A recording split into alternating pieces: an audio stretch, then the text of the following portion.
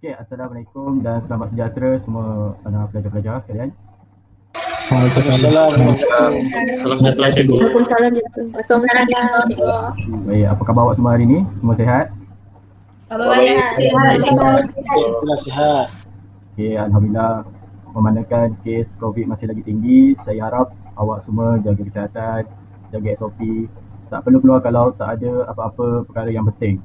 Okey semua? Okey cikgu. Okey, jadi hari ini kita akan sambung pembelajaran kita untuk ke topik yang seterusnya, iaitu bab baharu, bab yang ketiga. Tapi sebelum tu bagi saya ruang untuk paparkan sekejap.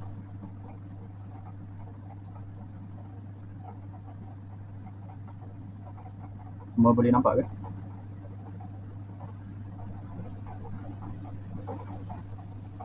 Boleh. Boleh. Boleh. Okey.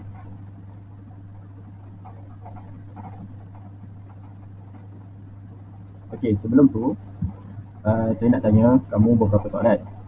Okey, kita tahu yang Malaysia merupakan sebuah negara yang kaya dengan makanan. Kalau awak pergi Pantai Timur, awak akan jumpa banyak macam makanan. Kalau awak pergi ke selatan Johor, banyak juga makanan di sana. Begitu juga di Sabah Sarawak. Okey, jadi pada petang ni, okey, boleh tak awak bagi tahu saya apakah makanan-makanan yang menjadi kegemaran awak semua? Mungkin ada siapa-siapa yang boleh berkongsikan?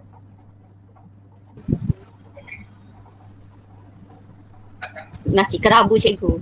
Sotong goreng tepung. Nasi lemak cikgu. Ayam Laksa. Udang goreng tepung. Okey, terima kasih atas respon kamu semua. Saya tengok macam-macam makanan yang kamu sebutkan tadi. Jadi saya tahulah yang pelajar-pelajar saya ni sebenarnya suka makan. Okey, tadi saya ada dengar seorang daripada kamu sebut makanan iaitu nasi lemak. Okey, ini adalah satu set lengkap nasi lemak. Kalau tak silap saya, zaman sekarang harga dia mungkin agak mahal sikit untuk kamu dapat nasi lemak yang lengkap macam ni. Jadi berdasarkan pemerhatian kamu pada gambar ni, boleh tak kamu bagi tahu saya bahan-bahan apa yang terdapat dalam nasi lemak ni? Mungkin siapa-siapa boleh? Ikan bilis, Ayam. kacang, Timun. timun, Nasi, ayam, kacang, timun. Sambal telur. Baik. Terima kasih. Betul jawapan kamu semua tu. Maksudnya kamu kenal bahan-bahan makanan tersebut. Jadi saya nak tanya kamu, pada pendapat kamu, adakah bahan-bahan yang terdapat dalam nasi lemak ini berada dalam kategori yang sama dan menjalankan fungsi yang sama? Tak cikgu. Tidak. Okey. Jadi kalau nak tahu, hari ini kita akan belajar dengan lebih lanjut berkaitan dengan perkara ini. Jadi sebenarnya hari ini awak akan melihat bab yang ketiga, iaitu nutrisi, di mana saya akan sentuh subtopik yang pertama, 3.1, kelas makanan. Jadi standard kandungan adalah menghuraikan dan berkomunikasi mengenai kelas makanan, di mana objektif pembelajaran kamu pada hari ini adalah saya mengharapkan para pelajar di hadapan saya ini dapat menyatakan 7 kelas makanan dengan yang betul. Seterusnya dapat menyenaraikan 3 sumber bagi setiap kelas makanan dengan jelas. Dan yang terakhir adalah dapat mengenal pasti 2 kepentingan bagi setiap kelas makanan dengan tepat. Okey. Jadi kita tengok 7 kelas makanan. Sebenarnya makanan-makanan yang kita dapat di sekeliling kita ini dapat dibahagikan kepada 7 kelas makanan. Yang pertama adalah karbohidrat, protein, lemak, vitamin, mineral, lawas dan juga air. Jadi jom kita tengok satu persatu kelas makanan ini. Yang pertama sekali adalah karbohidrat. Okey, karbohidrat merupakan sebatian organik yang mengandungi unsur karbon, oksigen dan hidrogen. Masa kamu di tingkatan 1, kamu dah belajar berkaitan dengan apa itu sebatian dan apa itu unsur. Jadi siapa-siapa boleh bagi tahu saya apa itu sebatian? Apa yang cikgu tak dengar? cikgu suara tersekat.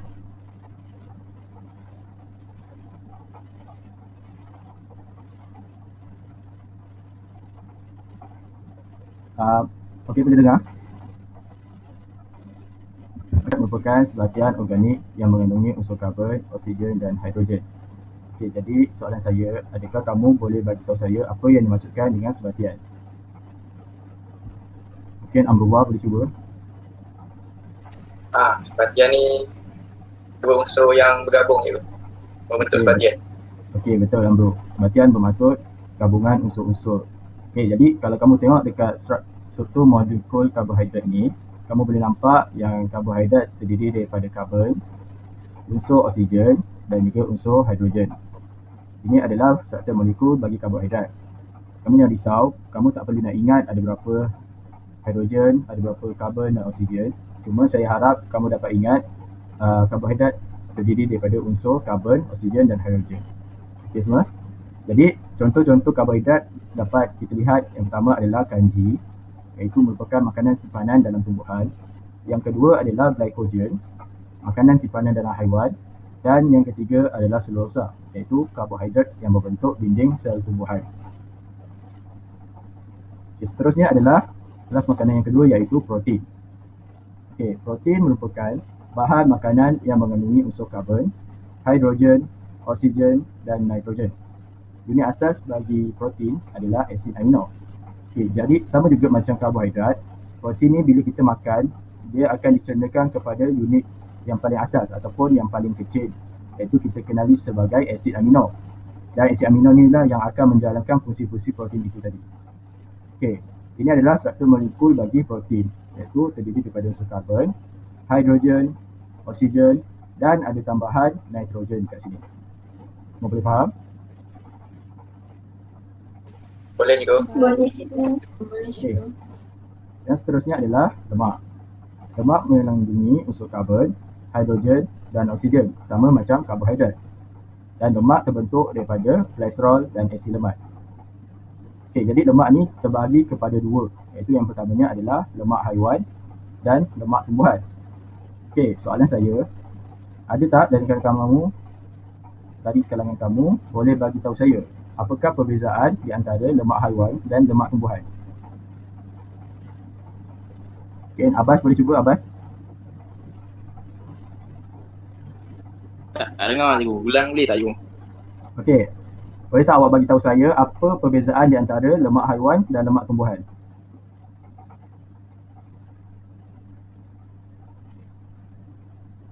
Tak tahu lah cikgu. Tak tahu? Okey, tak apa Abbas. Saya bagi tahu. Perbezaannya adalah lemak haiwan mengandungi kandungan kolesterol yang lebih tinggi daripada lemak tumbuhan. Jadi bila kandungan kolesterol yang tinggi, dia akan menghimpit salur darah kita dan menjejaskan saliran darah tadilah. Jadi sebab tu awak akan belajar di bab yang 3.2 nanti berkaitan dengan gizi seimbang. Lemak ini perlu diambil dalam kuantiti yang kecil. Okey, seterusnya adalah vitamin. Okey, terdapat 6 vitamin yang kita perlu tahu, iaitu vitamin A, B, C, D, E dan K. Dan daripada 6 jenis vitamin ini, kita dapat bahagikan kepada dua kategori, iaitu yang pertama adalah vitamin larut air, iaitu vitamin B dan vitamin C. Dan yang kedua adalah vitamin larut lemak, iaitu vitamin A, D, E, K, adik. Okey, vitamin larut air ini disebabkan dia adalah larut air, dia tidak disimpan di dalam badan. Jadi dia akan terus diserap dan terus dibuang melalui proses penyaring kita. Jadi disebabkan itu vitamin larut air ini digalakkan untuk mengambil setiap hari. Okey, vitamin larut lemak pula boleh disimpan di dalam sel lemak dan bertahan selama beberapa hari untuk menjalankan fungsi-fungsi vitamin ini tadilah. Okey, seterusnya adalah mineral. Mineral merupakan sejenis bahan semula jadi yang berasal daripada sumber tumbuhan dan dia diperlukan dalam kuantiti yang kecil. Contoh-contoh mineral adalah kalsium, natrium, besi, iodin, fosforus dan kalium. Seterusnya adalah flawas. Flawas adalah bahan yang tidak dapat diuraikan oleh sistem pencernaan. Dia akan terus melalui usus besar dan disimpan di dalam rektum sebelum dikeluarkan melalui lumpur.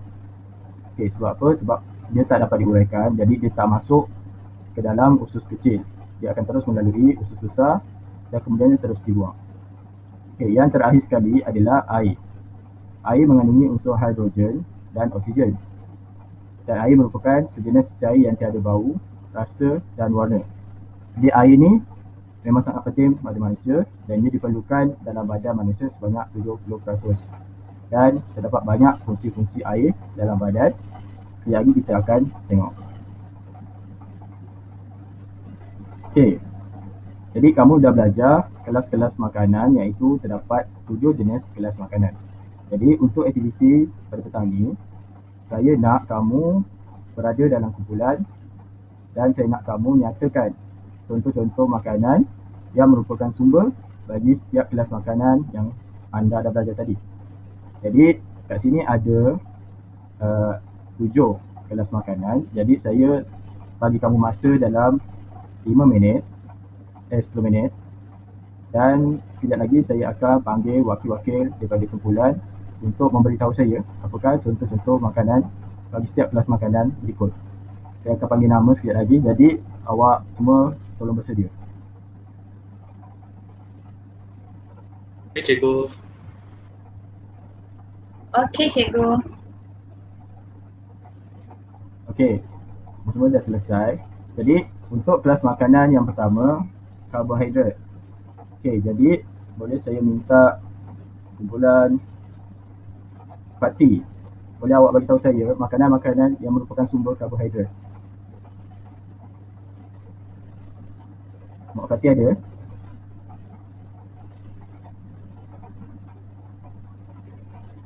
Okey, kalau Mak Fakti tak ada, Muhammad Arif boleh wakil kumpulan awak. Ya cikgu boleh. Okey, boleh awak Pertama beritahu. sekali ialah roti cikgu. Roti lagi. Lagi tepung cikgu. Okey, dah satu. Saya nak awak bagi 3 saja. 3 cikgu. Okey, satu lagi. Saya minta ahli kumpulan saya bantu, iaitu Abbas. Okey, Abbas. Ya.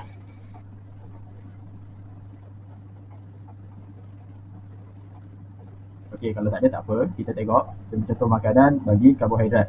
Yang pertama adalah nasi. Yang kedua adalah roti. Dan ini adalah ubi. Okey, untuk kelas makanan yang seterusnya, protein. Boleh saya minta Atika? Ada Atika? Cikgu. Ya. Boleh awak bagi tahu saya contoh-contoh makanan bagi sumber protein? Untuk protein ada susu, ikan, keju. Keju. Okay, kita tengok depan. Keju sebenarnya bukan jawapan yang tepat untuk protein sebab ia lebih kepada lemak. Okay, jadi untuk protein adalah ikan, ayam dan juga telur. Okay, susu jawapan kamu tadi adalah jawapan yang tepat. Terima kasih Atika. Seterusnya adalah lemak. Okay, Amrullah, boleh bagi saya untuk kamu. Lemak macam keju je tu. Okay, lagi. Tapi tak tahu je. Tak tahu. Okey. Okey, tak apa. Terima kasih Amrullah. Baik. Okey. Ayu Amira ada? Ya, cikgu. Boleh awak tolong Amrullah? Selain daripada keju. Apa dia, cikgu tak dengar? Selain daripada keju, apakah makanan yang merupakan sumber bagi lemak? Makanan yang mempunyai sumber daripada lemak. Ada. Mentega. Okey, terima kasih. Okey, Okey. jawapan awak tadi adalah betul. Kita ada keju, mentega, ini margarin, dan ini olive oil ni merupakan lemak tumbuhan. Manakala keju dan juga mentega adalah lemak haiwan. Seterusnya adalah mineral. Kita lihat contoh-contoh mineral adalah susu, soto, ataupun kita panggil haiwan-haiwan laut, kacang, dan juga ini adalah garam. Sebab dalam mineral tadi ada natrium. Okey, vitamin. Vitamin tadi awak ingat ada vitamin larut air dan vitamin larut lemak. Jadi contoh-contoh vitamin, mungkin saya boleh minta Aiman Najwa. Ya, cikgu. Okey, boleh tak awak bagi tahu saya 2 contoh vitamin? Buah. Buah lagi?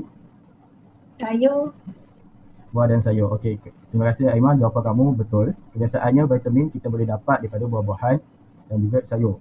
Okey, kita tengok kat sini ada buah limau. Ini adalah 2 buah. microbials dan juga selain itu adalah ini adalah hati hati lembu. Hati lembu ni merupakan vitamin, iaitu vitamin dalam kumpulan B. Okay, seterusnya adalah flawas. Flawas juga kebiasaannya adalah daripada sayur-sayuran dan juga buah-buahan. Dan yang terakhir sekali adalah air. Air saya rasa semua orang tahu adalah sumbernya adalah daripada air itu sendiri. Okey, seterusnya kita akan mempelajari berkaitan kepentingan kelas-kelas makanan yang awak pelajari tadi. Okey, yang pertama karbohidrat. Okey, tadi awak dah bagi saya contoh karbohidrat, iaitu seperti nasi, roti dan juga mi macam tu. Okey, kebiasaannya karbohidrat ni berada dalam makanan ruji kita, makanan harian kita. Jadi boleh tak siapa-siapa bagi tahu saya apakah kepentingan karbohidrat pada tubuh badan kita? Hai cikgu. Okey, siapa tu? Fazila, karbohidrat boleh bagi tenaga cikgu. Okey, Fazila, terima kasih. Jawapan awak jawapan yang sangat tepat sekali. Iaitu karbohidrat membekalkan tenaga untuk membolehkan kita melakukan kerja-kerja fizikal. Sebab itu, kebiasaannya bila awak masuk kelas, cikgu-cikgu selalu tanya, awak dah sarapan ke belum? Dah makan ke belum? Sebab apa? Sebab awak memerlukan tenaga untuk hadir ke kelas, untuk membuat kerja dan juga untuk menjalankan aktiviti fizikal yang lain seperti bersukan. Okey, selain itu, karbohidrat juga merupakan sumber tenaga untuk proses fisiologi. Fisiologi adalah proses-proses yang berlaku dalam tubuh badan kita seperti pertumbuhan badan dan juga pembiakan. Seterusnya adalah protein. Okey, berdasarkan gambar ni, saya nak tanya, Erika ada? Saya cikgu. Okey, Erika. Berdasarkan gambar ni, boleh tak awak bagi tahu saya apakah fungsi ataupun kepentingan protein ini? Untuk pembesaran. Okey, terima kasih Erika. Protein adalah penting untuk pertumbuhan badan. Okey, sebab itu kalau awak lihat kebiasaannya pelajar-pelajar di sekolah rendah digalakkan untuk mengambil protein dengan jumlah yang agak tinggi. Seterusnya, protein juga membaiki tisu-tisu luka badan yang rosak. Sebagai contohnya, sekiranya tangan kita mengalami luka dan terkoyak. Jadi, kita digalakkan untuk mengambil protein dengan kadar yang lebih supaya dia boleh membantu tisu-tisu badan kita untuk diperbaiki. Dan kepentingan yang ketiga adalah protein akan mensintesis enzim, hormon dan juga antibody. Sintesis kat sini bermaksud dia akan membantu pembentukan enzim hormon dan juga antibody. Okey, yang seterusnya adalah lemak. Okey, lemak sama macam karbohidrat tadi, lemak juga membekalkan tenaga kepada kita. Tetapi tenaga yang dibekalkan oleh lemak adalah 2 kali ganda berbanding karbohidrat. Seterusnya, lemak merupakan pengangkut vitamin A, D, E dan K. Okey, tadi dalam bab vitamin, saya dah beritahu kamu vitamin yang larut lemak. Okey, maksudnya dekat sini, vitamin-vitamin ini akan larut di dalam lemak untuk melakukan fungsi-fungsinya. Sebab itu lemak adalah penting untuk memastikan vitamin-vitamin larut lemak ini dapat diambil dan menjalankan fungsinya kepada tubuh badan. Okey, semua faham? Faham cikgu. Faham Okey. cikgu. Faham cikgu. Baik, terima kasih. Faham cikgu? Okey, seterusnya lemak juga melindungi organ-organ dalaman seperti jantung dan ginjal. Okey, pada pendapat kamu semua, sekiranya kita tak ada lemak yang melindungi organ ataupun organ-organ dalaman kita lah, apakah yang akan berlaku kepada diri kita? Ada siapa-siapa yang mungkin nak jawab? Saya nak cuba. Mudah rosak cikgu. Ya, apa Amrul? Mudah rosak. Organ mudah rosak. Okey, organ kita akan mudah cedera dan rosak. Okey, terima kasih Amrul. Jawapan awak jawapan yang betul. Seterusnya adalah vitamin. Okey, vitamin ni secara umumnya adalah untuk mengekalkan kesihatan yang baik. Okey, ini adalah gambar rajah, awak boleh lihat jenis-jenis vitamin dan fungsinya. Okey, untuk vitamin A, fungsi-fungsi bagi vitamin A adalah untuk pertumbuhan dan pemeliharaan kulit yang sihat. Yang kedua adalah untuk penglihatan yang baik pada waktu malam. Dan kesan kekurangan vitamin A akan mengakibatkan kita rabun malam. Okay, vitamin A ni tadi apa? Susu, telur dan juga lobak merah. Okay, vitamin B macam yang saya cakap tadi, contohnya hati lembu ataupun hati ayam. Dia adalah baik untuk memelihara fungsi sistem saraf dan membantu pembentukan sel darah merah. Jadi jika kita kurang mengambil vitamin B, kita akan mengalami masalah berkaitan dengan sistem saraf lah, seperti beri-beri. Seterusnya adalah vitamin C, menguatkan pertahanan badan terhadap penyakit dan memelihara kesihatan kulit dan gusi. Kesan kekurangannya adalah penyakit seperti pellagra, anemia dan juga skrobi. Dan seterusnya adalah vitamin D, membantu penyerapan kalsium dan fosforus untuk pertumbuhan tulang dan gigi yang kuat. Okey, jadi kesan kekurangan sebabkan dia adalah membantu pertumbuhan tulang dan gigi. Jadi jika awak kurang mengambil vitamin D, awak akan mengalami masalah riket, iaitu berkaitan tulang dan juga kerosakan gigi. Okey, seterusnya adalah vitamin E, iaitu mengekalkan fungsi sistem pembiakan, dan kesan kekurangan boleh menyebabkan kemandulan. Dan yang terakhir sekali adalah vitamin K, diperlukan dalam proses pembekuan darah. Kesan kekurangan darah lambat beku. Okay, kita pindah untuk fungsi ataupun kepentingan seterusnya, iaitu mineral. Okey, natrium mengekalkan cecair dalam badan, memperbaiki fungsi saraf dan diperlukan untuk maafkan saya. Natrium fungsinya adalah untuk mengekalkan cecair dalam badan dan juga memperbaiki fungsi saraf. Jika kita ambil ini kurang, kita akan mendapat penyakit seperti kekejangan otot. Fosforus pula yang awak boleh dapati daripada daging, telur, susu, menjalankan fungsi untuk menguatkan gigi dan tulang, pengecutan otot, menyimpan tenaga. Penyakit yang akan kita hadapi sekiranya kekurangan fosforus adalah riket dan juga lemak atau lesu. Seterusnya adalah zat besi. Zat besi diperlukan untuk penghasilan hemoglobin dalam sel darah merah. Penyakit kekurangan anemia. Iodin diperlukan untuk penghasilan hormon oleh kelenjar tiroid. Jika kita kurang iodin, kita akan mengalami goiter. Siapa tahu goiter tu apa? Dalam bahasa mudahnya.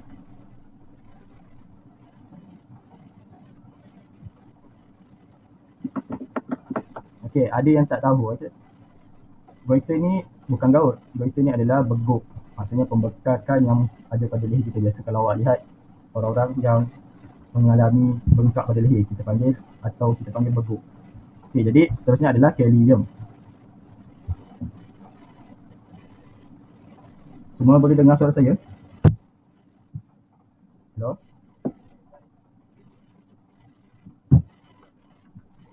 Semua boleh dengar?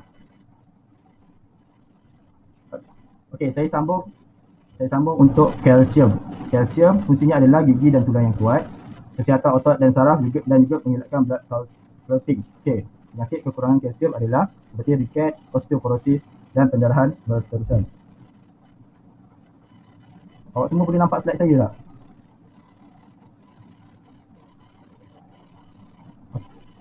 Okey, terima kasih. Terusnya adalah pelawas. Kepentingan pelawas yang pertamanya adalah untuk merangsang peristalsis. Mungkin Muhammad Fahim boleh beritahu apa itu peristalsis berdasarkan gambar ni.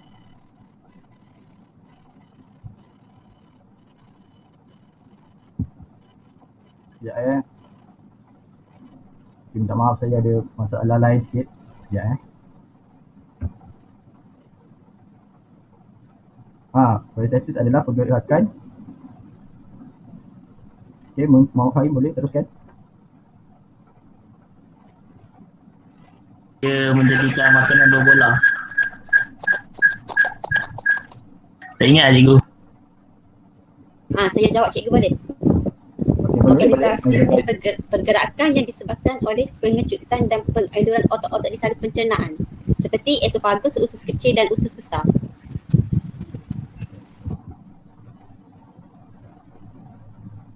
Okey, Maizatu, terima kasih. Jawapan awak tadi betul. Peristalsis adalah pergerakan otot, iaitu pengembangan dan pengecutan otot untuk membolehkan makanan yang berada dalam bentuk bolus diserap ke dalam tubuh badan. Okey, jadi selain itu fungsi pelawas adalah untuk mengelakkan sembelih. Okey, seterusnya air. Fungsi air adalah pertama adalah pelarut bahan kimia seperti mineral supaya badan lebih mudah menyerap. Yang kedua adalah medium pengangkutan nutrien dan oksigen ke dalam sel. Dan yang ketiga, mengangkut hasil perkumuhan seperti urea dan garam mineral berlebihan keluar daripada sel. Okey, jadi saya akan teruskan dengan aktiviti yang kedua. Okey, kamu semua nampak gambar yang saya tunjukkan sekarang ni? Nampak cikgu. Nampak cikgu. Nampak cikgu. Okey, baik, terima kasih. Berdasarkan gambar ni, saya nak awak buat pemerhatian. Okey, tengok dulu gambar yang ada ni.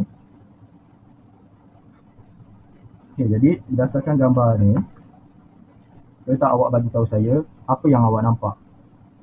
Mungkin saya boleh minta Murugan. Ya, Murugan ada? Okey, Murugan. Untuk gambar yang pertama sebelah kiri sekali. Okey, apa yang awak nampak daripada gambar tersebut? Kakinya bengkok ini. Okey, kakinya bengkok. Okey, untuk gambar yang kedua ini, okey, terima kasih Murugan. Gambar yang kedua saya nak minta Erika. Saya cikgu. Okey, apa yang awak dapat lihat daripada gambar yang kedua ini? Gigi dia rosak. Okey, gigi yang rosak. Dan gambar yang ketiga, Fatih ada Fatih? Ada cikgu.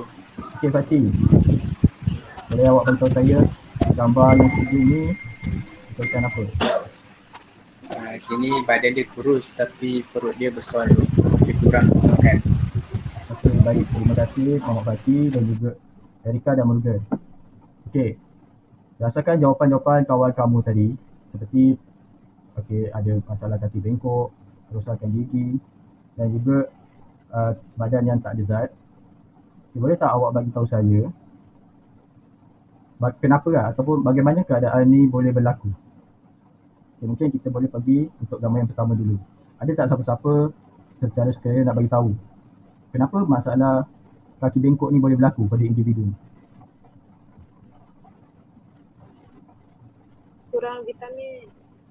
Kurang vitamin. Betul tak? Kurang kalsium. Okey, betul. Siapa tu? Tak maaf saya tak nampak nama awak. Maizatu. Saya nak explain sikit cikgu. Boleh saya nak explain sikit? Okey, boleh. Silakan. Gambar tersebut tu macam dia menghidapi penyakit riket disebabkan oleh kekurangan kalsium. Kalsium ni kita boleh dapat dalam susu, ikan bilis ataupun sayur-sayuran hijau yang memberi kepentingan iaitu membantu pembekuan darah ataupun menguatkan tulang. Itulah kenapa gambar ini dia menghadapi kaki bengkok sebabnya dia kekurangan sumber kalsium. Okey, itu sahaja cikgu daripada saya. Terima kasih Mizatu. Jawab awak jawapan yang tepat sekali. Ini kita kenali sebagai riket, iaitu masalah dengan tulang. Kita boleh tengok kat sini tulang kakinya bengkok. Jadi puncanya adalah dia kekurangan kalsium, iaitu daripada kelas makanan mineral tadi. Okey, seterusnya bagaimana keadaan gigi yang rosak ini boleh berlaku? Boleh saya dapatkan pendapat Muhammad Jalil?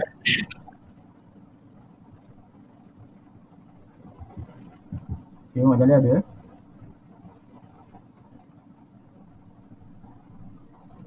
Okey, kalau macam tu Muhammad Ihsan ada Muhammad Ihsan. Cikgu. Okey, Ihsan, kenapa gigi rosak ini boleh berlaku? Kekurangan kalsium. Kekurangan kalsium. Okay, jadi kita tengok betul tak apa kata Ihsan ni? Kalsium. Okey, itu ke salah? Kerosakan gigi. Kekurangan vitamin D. Okey Muhammad Ihsan? Okey cikgu. Okey, terima kasih Muhammad Ihsan. Dan seterusnya adalah gambar yang ketiga ni. Gambar yang ketiga ni saya bagi tahu kamu lah. Gambar yang ketiga ini adalah penyakit kwashiorkor. Kwashiorkor ni adalah penyakit kekurangan zat ataupun kekurangan protein. Jadi bila dia kurang protein, kebanyakannya tubuh manusia ni akan menjadi seperti inilah. Dan kebiasaannya awak akan dapat lihat mereka ini berada di kawasan-kawasan Afrika. Iaitu mereka kekurangan makanan-makanan yang berzat. Seperti makanan yang tinggi protein. Okay, jadi semua dah faham apa yang kita belajar hari ni? Faham, cikgu. Faham. Okey, baik. Terima kasih. Jadi, hari ini awak dah belajar 3 perkara, iaitu pertama, kelas makanan. Yang kedua adalah contoh-contoh makanan yang terdapat dalam kelas makanan. Yang ketiga pula adalah kepentingan kelas makanan. Okey, jadi saya nak awak buat sedikit latihan pengukuhan, iaitu saya akan buka di platform Quizizz. Jadi saya nak awak semua bersedia untuk masuk ke dalam Quizizz ini. Boleh semua? Boleh. Boleh. Okey, sekejap ya. Boleh cikgu.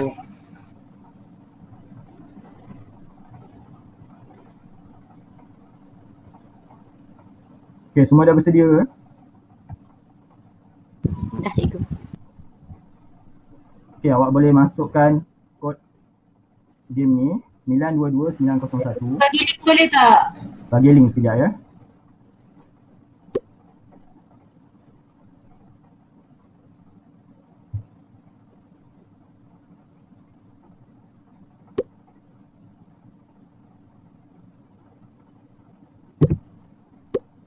Okey, semua dah dapat ya? Semua boleh masuk? Dah cikgu. Dah, cikgu. Baru 7 orang. Lagi? Yang lain? Ada 10 soalan dalam latihan Quizizz ni. Jadi saya nak awak jawab berdasarkan apa yang kita dah belajar tadi. Jadi saya nak lihatlah awak boleh jawab semua jawapan dengan betul ataupun tak. Okey, yang lain tolong masuk. Baru ada 11 orang. Saya harap awak semua dapat bagikan kerjasama.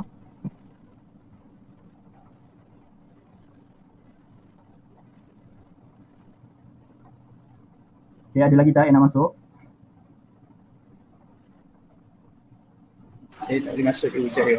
Line tak boleh masuk cikgu. Tak boleh masuk cikgu. Cikgu line saya slow cikgu, tak boleh nak masuk. Tak dapat cikgu. Bukan line slow, tak dapat masuk. Dia untuk les. Saya pun sama, tak dapat masuk. Okey, tak apa. Buka Saya je bagi- pistol, lepas tu masukkan nombor. Betul. Okey, saya bagi masa dalam 2 minit Terima lagi. kasih Saitek. Relax lah saya, relax lah. Okey, bertenang je semua. Saya faham dah petang. Mungkin awak pun dah panas. Okey, boleh saya start sekarang? InsyaAllah boleh. Boleh cikgu. Okey, saya start Boleh, ya. cikgu. Kawan-kawan yang lain Saya kalau boleh. tak dapat masuk tu mungkin boleh tengok jawapan kawan-kawan yang lain. Okey. Okey, awak boleh mula jawab sekarang.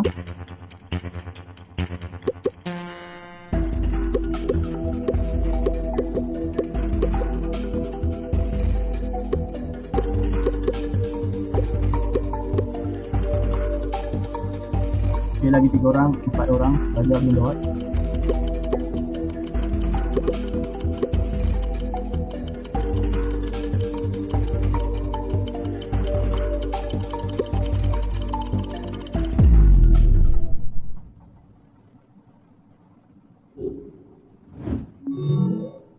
Okey, seterusnya.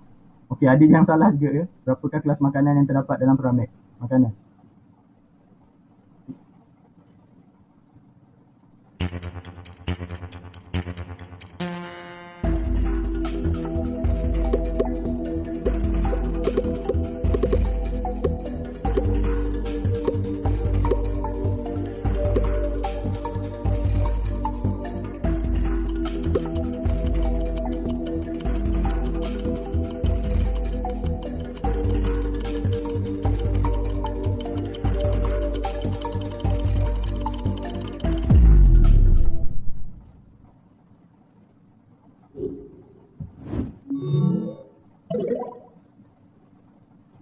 Okey, ada 2 orang salah. Gambar ni dia menunjukkan pekerjaan yang memerlukan tenaga yang banyak. Jadi kelas makanan pertama yang memberikan kita tenaga adalah karbohidrat. Okey. Terusnya.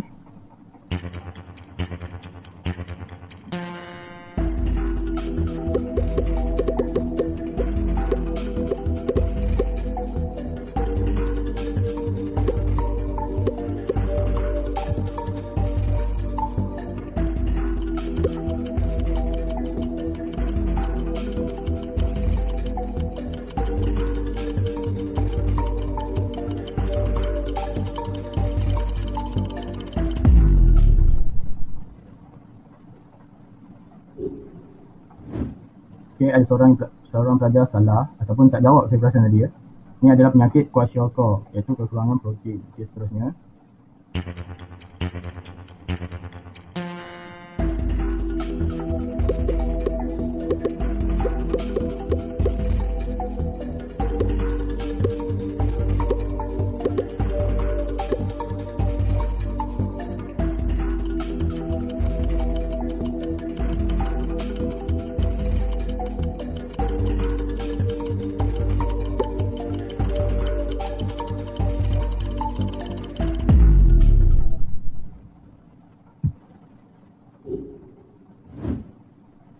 dua orang salah. Seterusnya.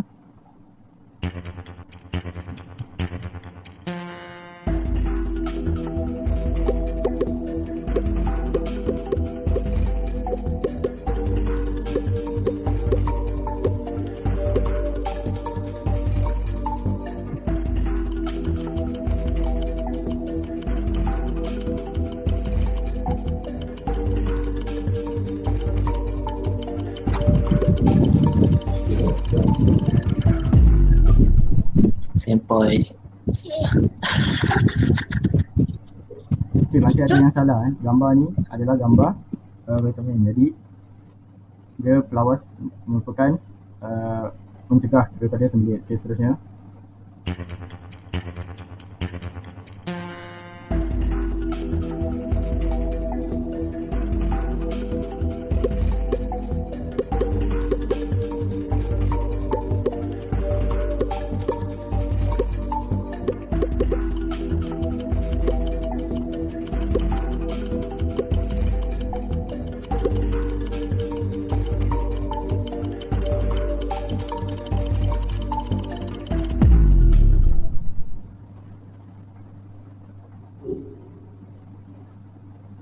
Okey, saya teruskan sebab saya nak cepat.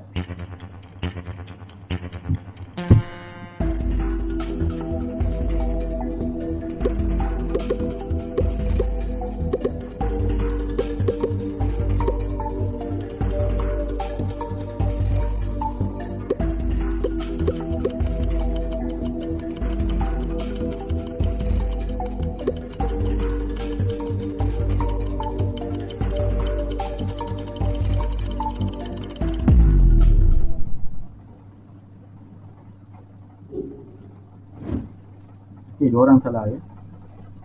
Seterusnya.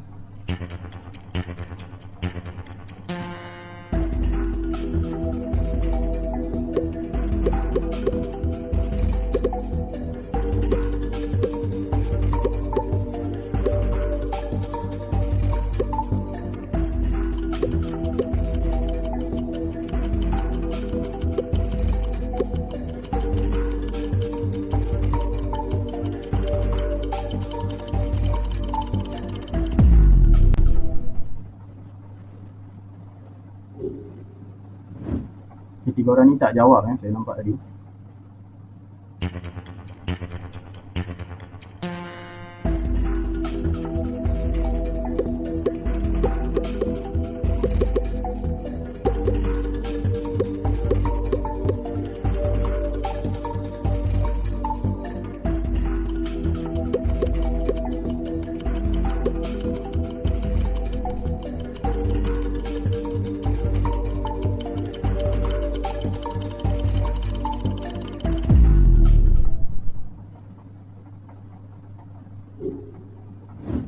Okay, soalan yang terakhir.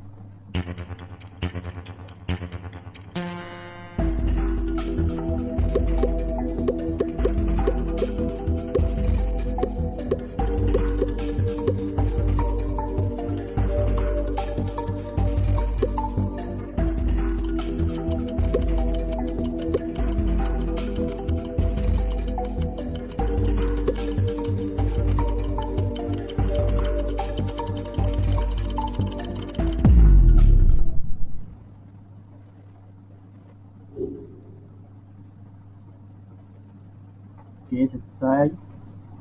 Okey, terima kasih untuk apa semua yang dah menjawab. Okey, jadi kita teruskan.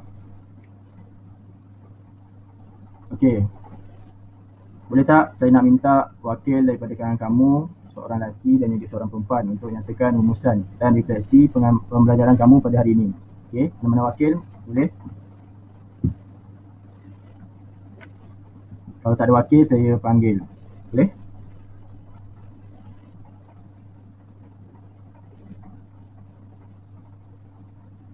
Okay, mungkin saya boleh minta Ruaida.